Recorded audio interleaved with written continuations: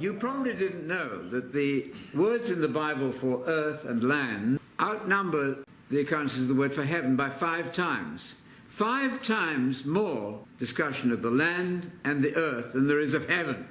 That's interesting. The whole thing is about Zion, that's Jerusalem, and politics in Jerusalem. The devil's been telling you, no, that's too physical, that's too Jewish, we don't want that, we want something spiritual. That wonderful word spiritual, which often means you just dissolve the reality of the kingdom into some vague kingdom in your heart. So when I used to ask the Salvation Army people as I was going to work in your American school in London for many years, I would ask them, what do you understand about the kingdom? And predictably and invariably they said, the kingdom of God is in you, within you, in your heart.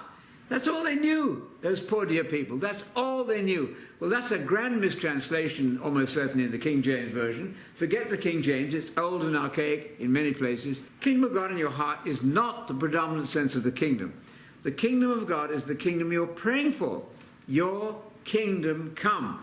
It's not for the well-meaning, the desperate, as somebody wisely said, the kingdom of God. We need the kingdom of God, not just to change your heart, but to change the entire world, to put an end to abortion forever, to put an end to divorce forever, to put an end to sex outside of marriage forever. Can you imagine that? If you're not excited about that, nothing will get you excited. Professor of Evangelism Dr. Tabor wrote this to Christianity Today in 2000. I was amazed, he said, and dismayed that none of the 9 writers who wrote on what is the gospel, none of the 9 writers mentioned the kingdom of God. You can find that out by looking in the text index of multiple books on theology. They don't talk about the kingdom. If you're not talking about the kingdom, you're not talking about Jesus. Jesus without his kingdom is not Jesus. A kingdomless Jesus is not a good idea. Because we've got to get over to the public the idea that God has an epic movie, an epic story. It hasn't ended yet. Isn't it darkest before dawn? The worst time ever, called the Great Tribulation, is yet in the future for the world. And so people out there called amillennialists and historicists are busy trying to get rid of it by saying it all happened in 70 AD. That is a very great falsehood. Putting the future behind you may be a good idea in some cases, but that's what they've done. No, the Great Tribulation. So if you want an easy Bible study topic for your friends, deal with Daniel 12, 1, 2, 3. Is a Bible master key. I'm going to go on saying it. It's amazing. Daniel 12 says, at that time, the death of the king in 1145, no chapter breaks, at that time, Michael will get up and there will be a time of great tribulation, because Michael is the patron angel of the Jewish people, and they're going to suffer, and it will be worldwide in its effect, but suffer a terrible time of great tribulation. That's Daniel 12, verse 1.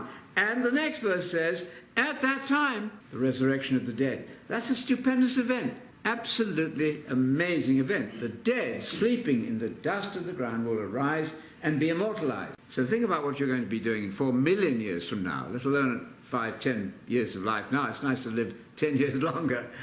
But how about trillions of years ahead of now? Did that get your interest?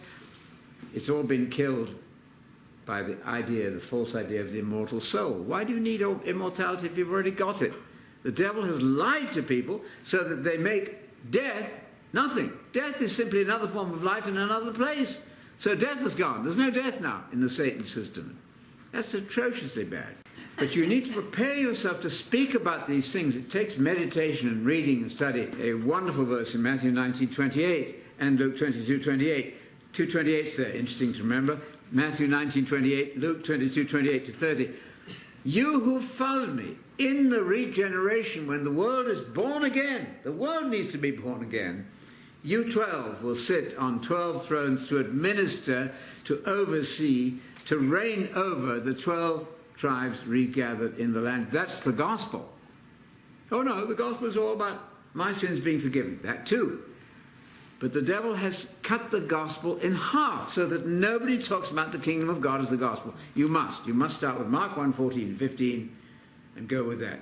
Jesus said, kingdom of God is at hand. It's coming. Get ready. It's not in your heart now, other than in the sense that the spirit of the kingdom must be present. Now is a down payment. I get that. But you and Jesus are going to fix the world, oversee the world, administer the world, manage the world. That's the major biblical theme. You are. Oh no, if I could just hold the door for 1,000 years. Stupid. God is more excited about your talent than you are. So please read Daniel 7:27 4 or 5 times every day and speak about it 10 times a day. Daniel 7:27 says that all nations and kingdoms and peoples are going to serve and obey the saints. You didn't know that. It's hiding in your translation.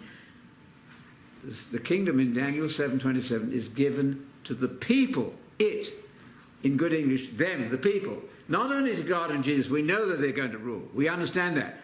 But how about the kingdom of God and all the nations under the whole heaven, not in heaven, but under the whole heaven, on the earth, are going to be given to you. And that's why you are now preparing by developing your talents. Everybody's talking about trying to fix the world, aren't they? That's the main interest. Well, far beyond that is who's going to fix the world and it's going to work. The answer is Jesus is when he comes back. So God is looking at you and saying, could I use this man or woman in my future kingdom? Are they honest? Are they straightforward? What are they like as people? Are they gentle? 1 Corinthians 6:2, don't you know, Paul said in frustration, his church members who were taking each other to court. Never imagined that. Christians taking each other to court? No, I don't think so. Don't you know, Paul said, you idiots? He would have said, you fools, as he did to the Galatians, that the saints are going to manage the world. How often have you heard that preached in church? Well, go to the pastor and say very kindly, we want to hear about the kingdom. What does this mean? Then we'll sound like Jesus. Don't talk about the kingdom, you don't sound like Jesus. Maybe you're not like Jesus. So be like Jesus and talk about the kingdom all the time. It's going to change your life. You'll feel better, even physically. Because your brain doesn't need to have a lot of fog and nonsense in it. It's not doing you any good physically. What you need is the truth, the life-giving truth of the gospel of the kingdom. I want to tell you the kingdom of God is very much nationalistic, very much Jewish. Salvation, you know this text in John 4:22. Salvation was given to the Jews, wasn't it? Is of the Jews. Salvation comes from the Jews. So if you are anti-Semitic in any way, you're not really much in line with Jesus. You've got to love the Jewish kingdom idea, to love the Bible, to love the story of the Bible. What's the classic example of that? Acts 1:6. After 6 weeks lecturing on the kingdom and 3 years of instruction from Jesus, his chosen students, disciples, said, Lord, Kyrie, Lord, is it now finally the time for you to restore the kingdom to Israel? And people like Calvin went mad. John Calvin, who murdered Unitarians, said, there are more errors than there are words in that question. Calvin said that. Oh, yes. He also didn't write a commentary on Revelation. Wrote a commentary on every other book. You're getting the drift, right? Very Jewish. Very true, the words of Jesus. And their response was, let's have the kingdom of God, restoration of the kingdom to Israel, with the 12 tribes regathered in the land. All of that, let's have that very Jewish thing